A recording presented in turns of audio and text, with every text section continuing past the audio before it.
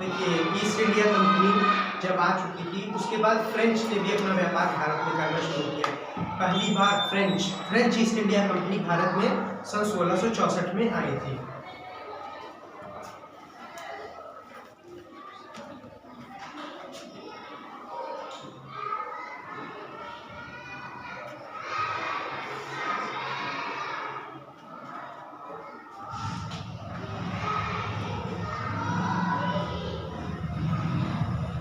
French company सन 1664 में भारत में आई थी। उसके बाद उन्होंने अगले ही साल मछलीपट्टनम में अपनी एक फैक्ट्री लगाई थी। ठीक, मछलीपट्टनम में अपनी एक फैक्ट्री लगाई और उन्होंने भारत के पूर्वी कोस्ट पर पौंडीचेरी नामक एक द्वीप की खोज की थी। Okay, in the French led the foundation of the, और फ्रेंच ने अपनी कॉलोनियां भी लगाई जो कि जिसका नाम चंदरनगर था। चंदरनगर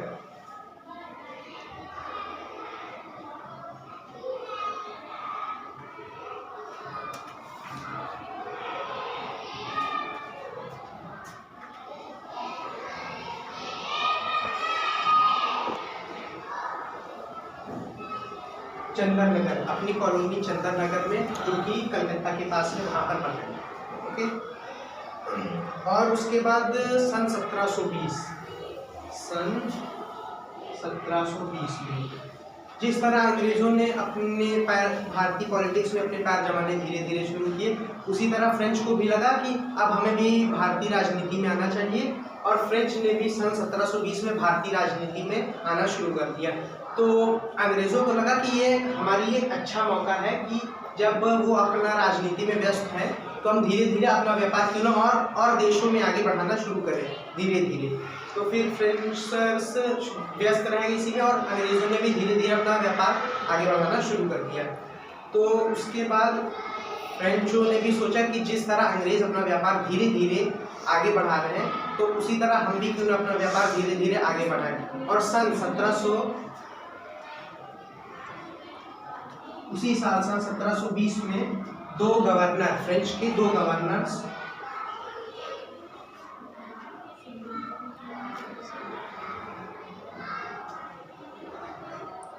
मिनार और डूमा, ये दो गवर्नर्स फ्रेंच के, उन्होंने भी कहा कि अब हम अपनी कंपनियों को आगे बढ़ाना शुरू करते हैं।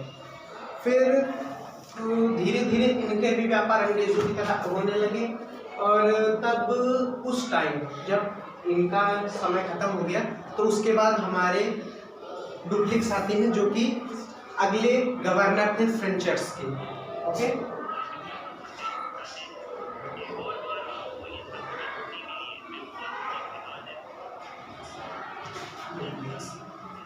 अगले गवर्नर थे और उन्हें जितनी भी कॉलोनियां फ्रेंचर्स ने भारत में बनाई उन कॉलोनियों का हेड डुप्लिक्स को बना दिया गया।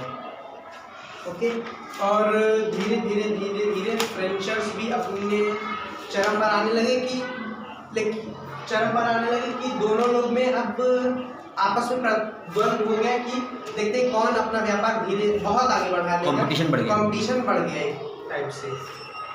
तो फिर ब्रिटिशर्स के पास ढेर सारे पैसे थे लेकिन उनके पास उनकी आर्थिक स्थिति इतनी अच्छी नहीं थी जिसकी वजह से इन्होंने ये धीरे धीरे घटने लगे, धीरे धीरे घट गए। और उसके बाद उस वक्त कर्नाटिक जो आज का कर्नाटक है,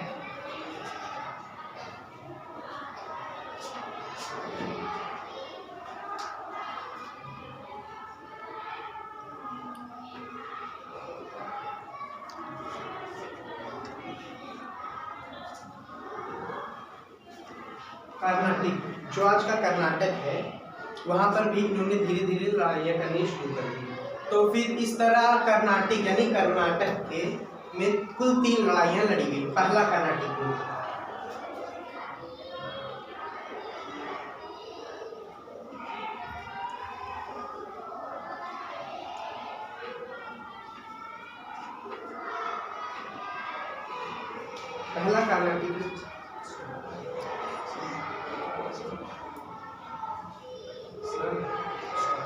वॉर था वो AD 1774 में शुरू हुआ था।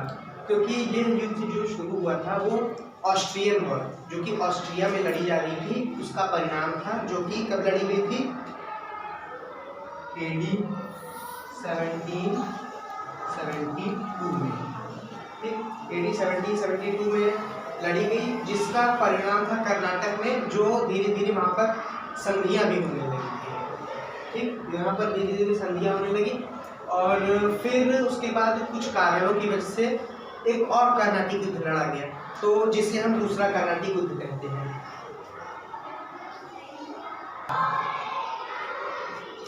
सेकेंड कर्नाटिक वॉर जो था वो हैदराबाद के निजाम उल मुल्क, जो हैदराबाद के निजाम थे, जिनका नाम था निजाम उल मुल्क, उनकी मृत्यु के बाद मोहम्मद अली और ब्रिटिशर्स के बीच लड़ा गया था, जो कि कब तक चला था? 1784, जो कि 1784 में शुरू हुआ था, ठीक, 1784 में शुरू हुआ था। तो फिर इस तरह अब हमारे जो जनरल थे उस टाइम के, उस टाइम तो ईस्ट इंडिया कंपनी थी, लेकिन ब्रिटिश भी आने लगे धीरे धीरे भारत में, और उनके एक गवर्नर थे जिनका नाम था रॉबर्ट क्लाइव, जिनका नाम था Robert Clive.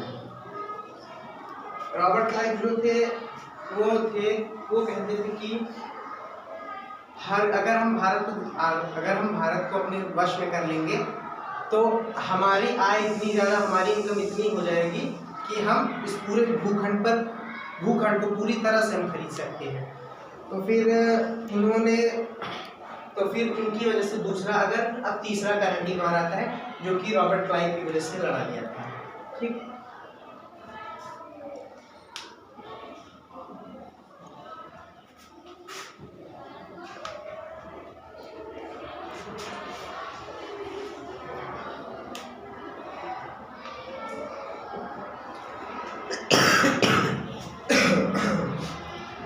Third Carnatic war 1756 से 1763 तक लड़ा गया था, ओके।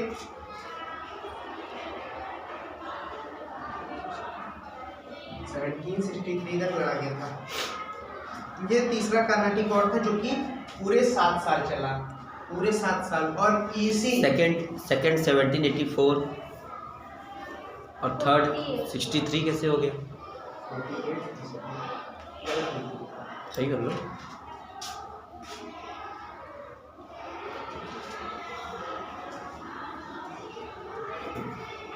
देखिए, अब जो थर्ड कर्नाटिक वॉर था, इसी में हमारे बैटल ऑफ पलासी जाती है, ठीक, जो कि कब लड़ी गई थी? 1757 में। कब लड़ी गई थी? 1757 में। इसके बीच तो फर्स्ट कर्नाटिक वॉर 1774 कैसे हुआ?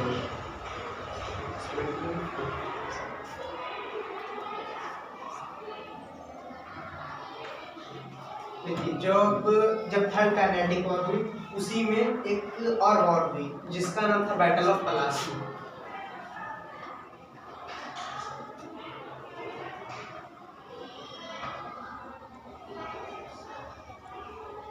ये वॉर हुई 1757 AD में। क्योंकि यहाँ पर एक नवाब जिनका नाम था सिराजुद्दौला,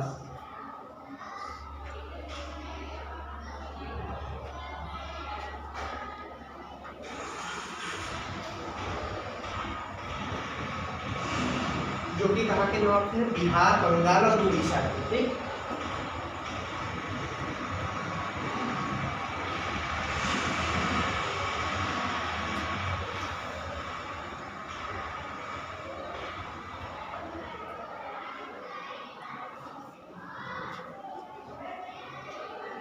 उड़ीसा के ये जो थे, इन्होंने कभी भी ब्रिटिशर्स का साथ नहीं दिया।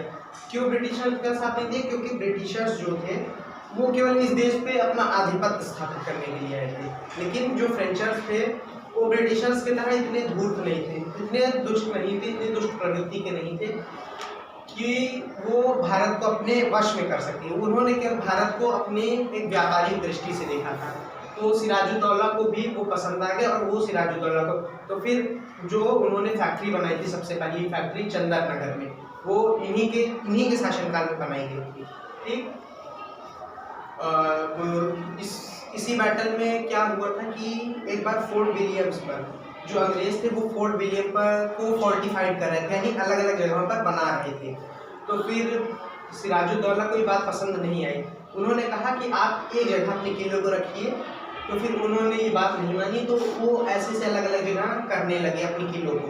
तो फिर सिराजुद्दौला को बात बहुत बुरी लगी, तो उन्होंने अपनी एक सेना गठित की और चले गए फोर्ट विलियम पर हमला कर दिया। जब फोर्ट विलियम पर हमला कर दिया तो अंग्रेज के पास उतनी ताकत थी नहीं उस समय, क्योंकि उस समय बहुत ही छोटी सेना थी फोर्ट विलियम में। तो इस कारण से अंग्रेजों को अपने घुटने टेकने पड़ गए। तो ये बात रॉबर्ट क्लाइव, जो कि उस टाइम के गवर्नर थे, उन्हें बहुत बुरी लगी और उन्होंने सन 1757 में पलासी का युद्ध छेड़ दिया। रॉबर्ट क्लाइव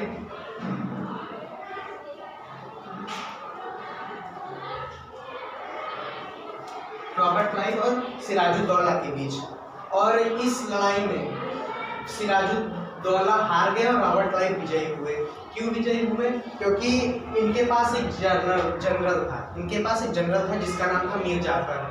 तो फिर कभी भी वफादार नहीं हो सका इनका। किस कारण से वफादार नहीं हो सका? क्योंकि जब लड़ाई होने जा रही थी पलासी की, तो फिर अंग्रेज़ों ने बुलाया और उसे कुछ पैसे देकर अपने अंडर कंट्रोल कर लिया।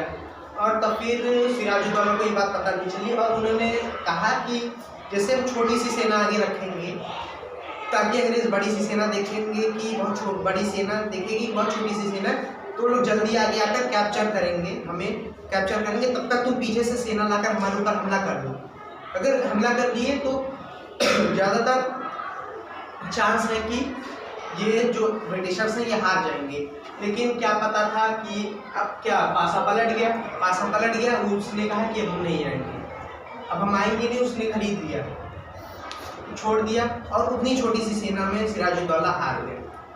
इस तरह से बैटल ऑफ पलासी खत्म हुई और जिसमें रॉबर्ट क्लाइव विजयी हुए।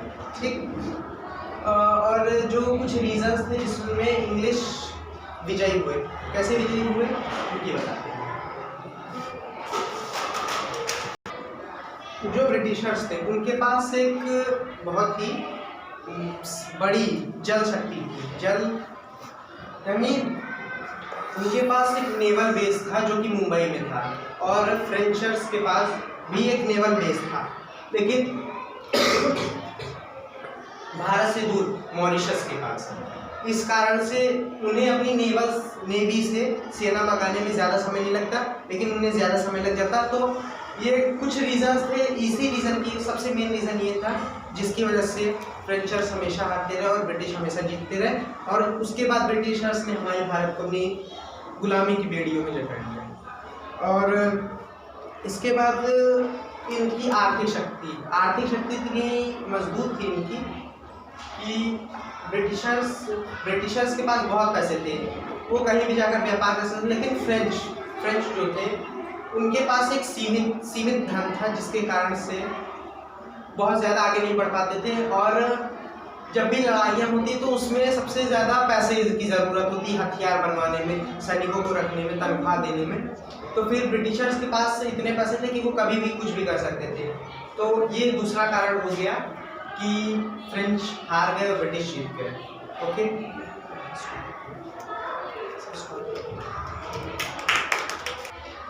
देखिए अब अगला कारण आता है कि जो रॉबर्ट क्लाइव था उनके साथ डुप्लिक्स का बिल्कुल मैच नहीं था, क्योंकि उन लोगों में एक होड़ बनी रहती थी कि हम तुमसे बड़े। लेकिन ब्रिटिशर्स में एक कॉपरेशन था, कॉपरेट करते थे अपने आप को कि सबकी बात सुनेंगे, जब सबकी बात सुन लिए तब एक फैसला लेंगे, और जिस फैसले पर पूरे देश को मानना होता था।